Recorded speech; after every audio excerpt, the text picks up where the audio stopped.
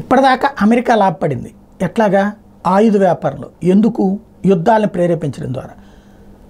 చైనాకి తైవాన్కి చిచ్చు పెట్టడం ద్వారా తైవానోళ్ళు బోడుగొన్నారు. తద్వారా అమెరికా లాభపడింది. ఇండియా పాకిస్తాన్ల మధ్యన చిచ్చు పెట్టడం ద్వారా సుదీర్ఘకాలం పాటు పాకిస్తాన్ దగ్గర నుంచి డబ్బులు సంపాదించుకుని లాభపడింది.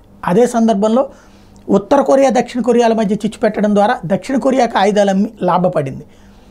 ఇట్లాగా. అలాగే రష్యా ఉక్రెయిన్ యుద్ధం ద్వారా ఉక్రెయిన్కి ఆయుధాలు ప్రపంచ దేశాల చేత ఇప్పించి ప్రపంచ దేశాల దగ్గర నుంచి డబ్బులేమో అమెరికా తీసుకుని అక్కడ లాభపడింది.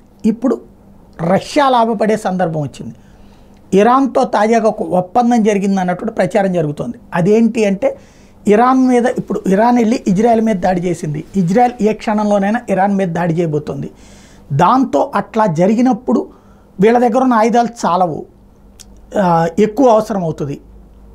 ఇరాన్కి ఇప్పుడు ప్రస్తుత పరిస్థితుల్లో కావలసిన ఆయుధాలని సప్లై చేయడానికి రష్యాకి సంబంధించిన ఆయుధ సంస్థలు ఒప్పందం చేసుకున్నాయి. తద్వారా ఇప్పుడు అమెరికా యూరప్ దేశాలని దెబ్బతీయడానికి కావలసినటువంటి ప్రత్యేక యుద్ధ పరికరాలు ఏవైతే తయారు చేసిన రష్యా కంపెనీలు ఇప్పుడు ఇజ్రాయెల్ మీద దాడి చేయాలనుకుంటున్నటువంటి ఇరాన్కి అనుగుణమైన ఆయుధాలు తయారు చేసి ఇవ్వడానికి ఒప్పందం జరిగింది.